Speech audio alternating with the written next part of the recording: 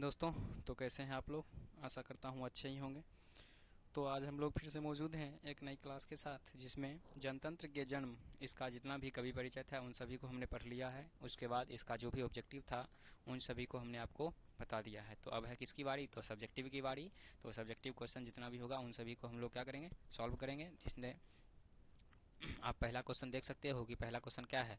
Question बोल रहा है कि कवि की दृष्टि में समय के रथ का घर घर नाद क्या है, स्पष्ट करना है। ठीक है, तो देखिए आंसर में क्या लिखेंगे कि कवि की दृष्टि में समय के रथ का घर घर नाद का अर्थ है कि सदियों सदियों से गुलामी की जंजीर में जकड़ी हुई जनता अब जाग उठी है तथा मिट्टी सोने का ताज पहन इठलाती रही है।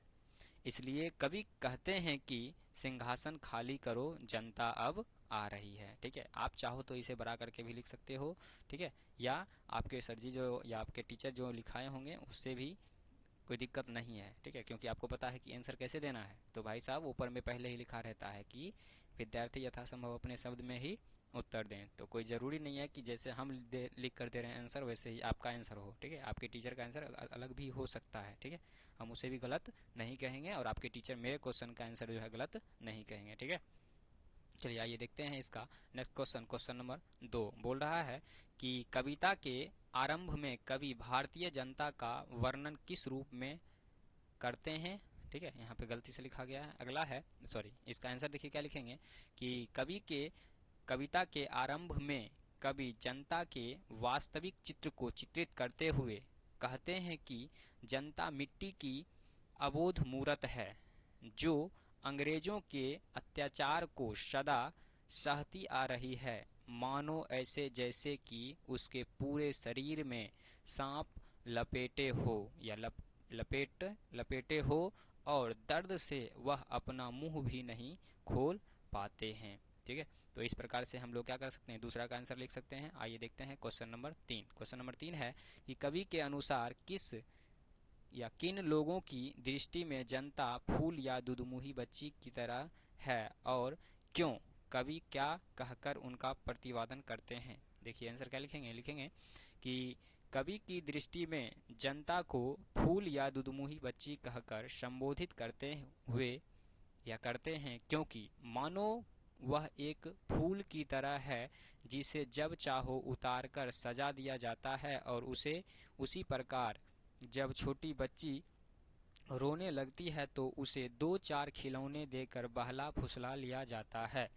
कवि कहते हैं कि जनता बड़े ही दर्द को सहती है फिर भी वह अपने मुख से कुछ नहीं बोल पाती है। ठीक है, तो इस प्रकार से हम इसका क्वेश्चन नंबर तीसरा का आंसर लिख सकते हैं। आइए देखते हैं क्वेश्चन नंबर 4 बोल रहा है कि कवि जनता के स्वप्न का किस तरह चित्र खींचता है। देखिए आंसर में क्या लिखेंगे लिखेंगे कि कवि जनता के स्वप्न को चित्रित करते हुए कहते हैं कि जनता अब जाग उठी है तो धरती जनता अब जाग उठी है तो धरती तक, सॉरी हम देख रहे कि थोड़ा गलत लिखा हुआ है। ठीक है, इसलिए हम लोग कंफ्यूज हो रहे हैं। लिखना चाहिए था कि कवि जनता के स्वप्न को चित्रित करते हुए कहते हैं कि जनता अब जाग उठती है तो जनता जब होना चाहिए। ठीक है, यहाँ पे अब जो लिखा गया ना, यहाँ पे क्या होना चाहिए, जब होना चाहिए।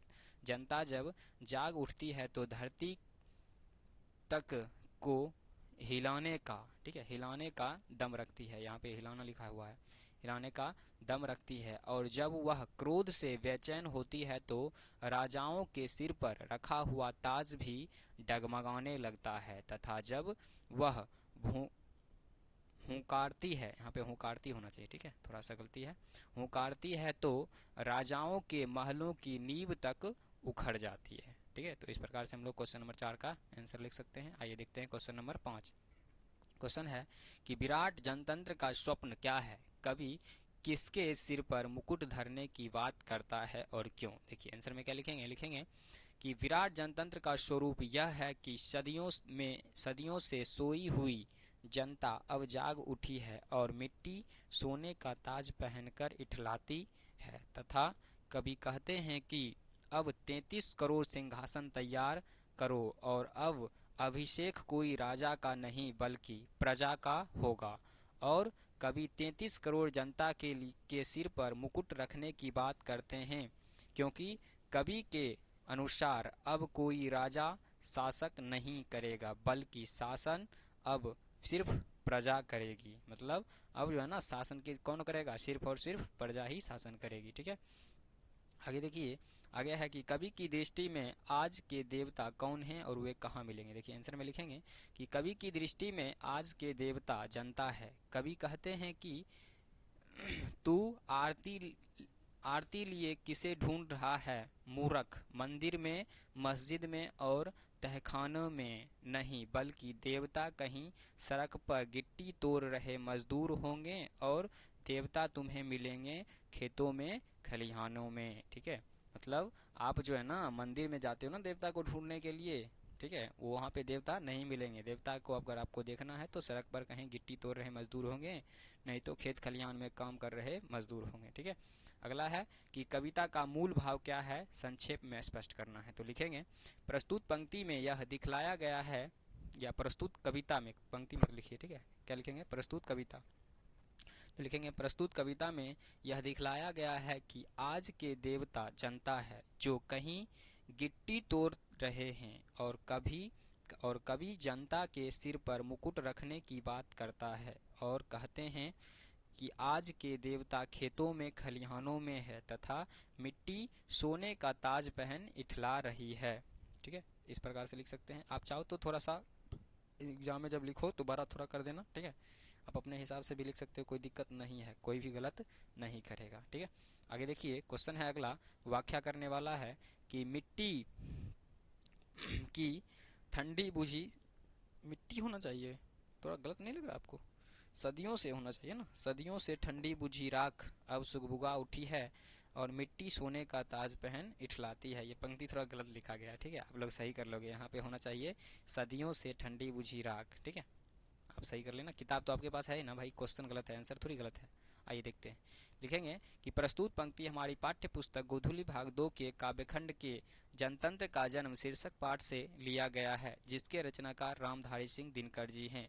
प्रस्तुत पंक्ति के द्वारा कवि यह स्पष्ट करना चाहते हैं कि सदियों से सोई हुई जनता अब जाग उठी है तथा मिट्टी सोने का ताज पहन इठलाती है। ठीक है, इस प्रकार से हम लोग क्या कर सकते हैं, इसका आंसर लिख सकते हैं। दूसरा है कि हुंकारों से महलों की नींव उखड़ जाती है, सांसों की बल से ताज हवा में उड़ता है, सांसों के बल से ताज हवा में उड़ता है, हवा में उड़ता है, जनता को रोक सके राह में ताव कहाँ, वह जिधर चाहती काल को उधर मोड़ती है। इसका हमें व्याख्या करके आंसर देना है। तो देखिए क्या लिखेंगे, लिखेंगे प्रस्तुत पंक्ति हमारी पाठ्य पुस्तक गोधूली भाग 2 के काव्यखंड के जनतंत्र का जन्म शीर्षक पाठ से लिया गया है, जिसके रचनाकार रामधारी सिंह दिनकर जी हैं।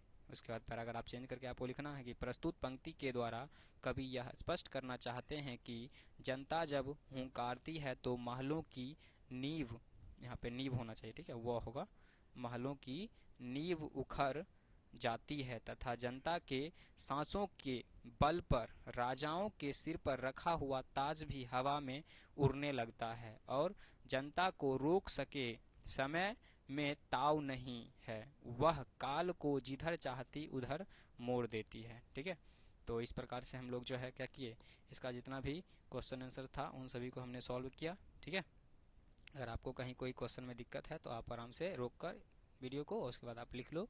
ठीक है, और गलत कोई भी क्वेश्चन नहीं होगा, तो थोड़ा सा लिखने में मिस्टेक तो हो ही जाता है ना, आपको भी पता है, हम भी तो इंसान ही है ना भाई।